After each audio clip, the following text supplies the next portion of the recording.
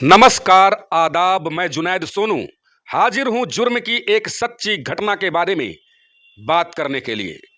एक पत्रकार की कैसे और क्यों हत्या कर दी गई, उस पर प्रकाश डालने की आज हम कोशिश करते हैं। पत्रकार का नाम मुकेश चंद्रावर।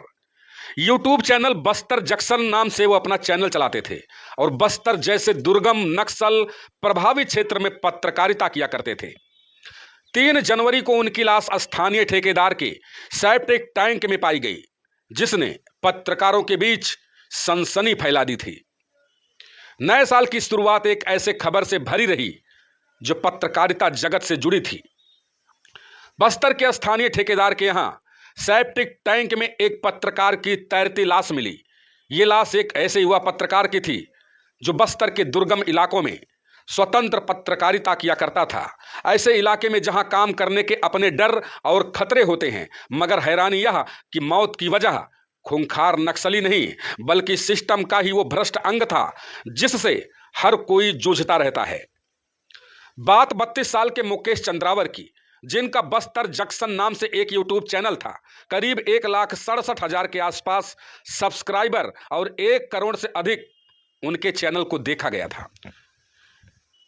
इस चैनल पर साल 2021 से लेकर अब तक 486 वीडियोस डाले गए थे, जिसमें हालिया वीडियो 23 दिसंबर को डाली गई, जिसका शीर्षक था नक्सलियों ने हथियार के नोक पर युवक का किया अपहरण, फिर हत्या कर तालाब किनारे फेंक दिया।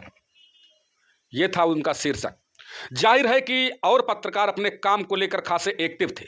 मुकेश कभी कभी मैन स्ट्रीम चैनलों के स्ट्रिंगर का काम किया करते थे। आरोप है कि एक स्थानीय ठेकेदार जिसका नाम था सुरेश चंद्राकर ने 1 जनवरी को उन्हें अपने बीजापुर शहर के चट्टान पारा बस्ती के आवास पर बुलाया था।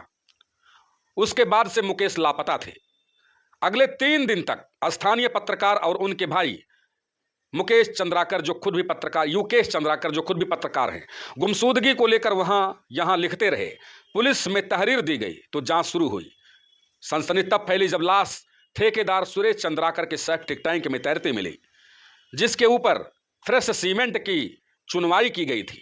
यह घटना निर्देशक अनुराग कश्यप के किसी फिल्म के प्लॉट सरीखे है, जहां कोई हत्यारा हत्या करने के बाद लाश को छुपाने के लिए ऐसे तिकड़म करता दिखाई देता है। ठीक वैसे ही जैसे निठारी कांड में मासूम बच्चों को मारने के बाद बंगले के पीछे सड़े गले गंदे नाले और सीवर में लाश को फेंक दिया गया था। इसमें कोई शक नहीं कि मौके पर मिले तमाम सबूत इस ओर इशारा करते हैं कि मुकेश चंद्राकर की हत्या में सुरेश चंद्राकर का हाथ है। बल्कि आशंका इस बात की अधिक ही है कि ठेकेदार ने मुकेश की पत्रकारिता के चलते ही उसकी हत्या की हो। दरअसल जिस खबर को मुकेश की हत्या से जोड़कर देखा जा रहा है वो 24 दिसंबर की है, जो बस्तर में हो रहे एक सड़क के निर्माण में भारी गड़बड़ी को लेकर के एक एनडीटीवी में प्रकाशित हुई थी। हालांकि यह रिपोर्ट पत्रकार नीलेश त्रिपाठी द्वारा लिखी गई थी, मगर कहा जा रहा है कि इसमें मुकेश भी सहायक की भूमिका में नीलेश त्रिपाठी के साथ थे। यह सड़क बीजापुर जिले के नक्सल प्रभावित इलाके गंगालूर से नेसलनार तक बनाई जा रही थी और इसके ठेकेदार सुरेश चंद्राकर थे। कथित तौर पर इसी खबर के बाद पत्रकार मुकेश को बार बार ठेकेदार द्वारा मिलने के लिए बुलाया जा रहा था।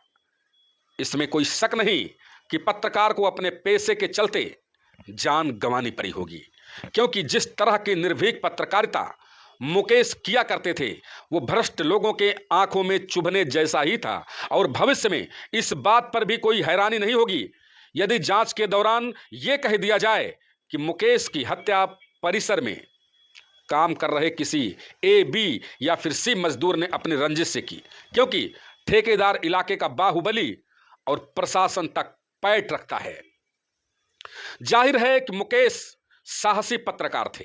अपने चैनल पर अपलोड किए गए अधिकतर वीडियोज में उन्होंने सिस्टम और नक्सलियों के बीच पिसते आदिवासियों के हालातों को दिखाने की कोशिश की। उदाहरण के लिए आदिवासियों की बेबसी के साथ सिस्टम और नक्सल संगठन की शव यात्रा वाले थंबनेल वीडियो में वह एक ऐसी घटना पर रिपोर्ट बनाते हैं जिसमें एक बच्चे की मौत नक्सलियों द्वारा इलाके में लगाए प्रेशर आईडी की चपेट में आने से हो जाती है। और इलाके की सड़क का हाल यह है कि परिवारजन को शव ले जाने के लिए 3 किलोमीटर पैदल रोड तक चलना पड़ता है। ऐसे ही एक दूसरे वीडियो में, जिसमें चांद पर परचम लहराने वाले देश में जुगाड़ पर जिंदगी थंबनेल के साथ टूटे पुल की दुर्दशा दिखाते हैं, जहां ग्रामीण लोग महीनों से टूटे पुल की फरियाद प्रशासन से लगाते हैं, पर कोई राहत ना पाते देख जुगाड़ के सहारे खुद ही पुल बना लेते हैं। अपने हाल के वीडियोज में वो नक्सल हिंसा में मारे गए एक बुजुर्ग के परिवार वालों पर स्टोरी कवर करते हैं। इसके अलावा उन्होंने अमित शाह के बस्तर जिले में 2 दिवसीय विजिट को नक्सल की छाती पर अमित शाह के कदम नाम के थंबनेल से कवर कर दिया। यह सारी रिपोर्टिंग बताती है कि वो निर्भीक काम किया करते थे, जिसका खामियाजा उन्हें जान देकर के चुकाना पड़ा, वो भी तब जब राज्य में पत्रकार सुरक्षा अधिनियम कानून लागू है। आज जिस तरह मुकेश की हत्या हुई है, उसके लिए जिम्मेदार कहीं ना कहीं मेन स्ट्रीम मीडिया भी दिखाई देती है। बीते कुछ सालों में उसने अपनी इमेज बुरी तरह गिराई है, जो 180 देशों में शर्मनाक 159वें नंबर पर है। मसलन तमाम चैनल अब न्यूज रूम में कन्वर्ट हो गए हैं, जहां पत्रकार कम और चीखने चिल्लाने वाले एजेंडाधारी एंकर ज्यादा दिखाई देते हैं। 4 पैनलिस्ट बैठाकर 1 घंटा काट लिया जाता है। खबर व जानकारी के नाम पर धार्मिक बहसें दिखाई जाती हैं। इसके चलते संस्थागत पत्रकार लगभग गायब हो गए हैं।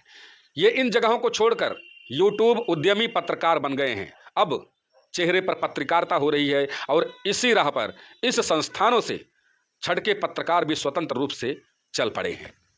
यहां न कोई संपादक है न संपादन। किस खबर पर रेवेन्यू आएगा, कौन सी न्यूज में व्यूज आएगा और कौन रियायत लेगा और कौन रडार में आएगा, अधिकतर खेल इसका चलता है। यूट्यूब ने साधारण से मोबाइलधारी को भी पत्रकार बनने का अवसर दे दिया है। इसके कुछ फायदे हैं, जैसे किसी संपादक से आदेश नहीं लेने पड़ते हैं और मन मर्जी चलाई जाती है, आप अपने मन मर्जी की कर सकते हैं। पर कुछ नुकसान भी हैं, जिसमें एक नुकसान मुकेश चंद्राकर के रूप में भी आप सभी के सामने है। ऐसा नहीं है कि मुकेश की हत्या कोई इकलौता मामला है। पत्रकारों पर हमले बीते सालों में काफी बढ़े हैं, पर स्वतंत्र पत्रकारिता के लिहाज से यह हत्या ज्यादा सनसनी इसलिए फैलाती है क्योंकि यूट्यूब में पत्रकारिता कर रहे पत्रकार भी चेहरे पर ही पत्रकारिता करते हैं। इनके अपने फॉलोअर्स और व्यूअर्स होते हैं। मसलन ठेकेदार के भ्रष्टाचार पर रिपोर्ट बनाने से यदि इस तरह की नौबत आई है, तो यह सोचना भी जरूरी है कि आगे किसी दूसरे को ऐसी नौबत न देखनी पड़े। जब बाकी पत्रकार मुकेश चंद्राकर की हत्या पर उचित जांच की मांग करते हैं, तो साथ में संयम से एक जगह बैठकर न्यूज और व्यूज के रिश्तों और भविष्य के परिदृश्यों पर चर्चा भी जरूरी है, ताकि इस तरह की घटनाओं पर रोक लग सके।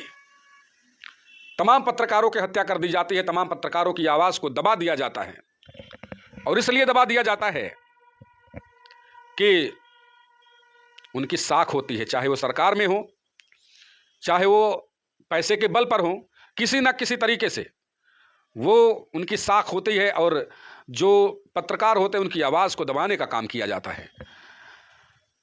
तो फिर हम जैसे लोग पत्रकारिता जगत में जो पत्रकारिता कर रहे हैं, जो लोगों की आवाज को लोगों के सामने लेकर के आते हैं, वो अपनी आवाज को कैसे उठा पाएंगे? दीजिए अपनी राय, और इसी तरह के अन्य वीडियोज देखने के लिए चैनल को आप लोग सब्सक्राइब जरूर कर लीजिएगा। मैं जुनैद सोनू एक बार फिर से आप सभी लोगों से रिक्वेस्ट चाहूँगा कि वीडियो आप पूरा देखें, जिससे कि मुझे लगे कि मैं जो भी कुछ कर रहा हूँ अपने चैनल पर, वो हमारे लिए बड़ा जो है वो कारगर है, बहुत ही कामगार है। तो दीजिए इजाज़त, मिलते हैं अगले वीडियो में, तब तक नमस्कार।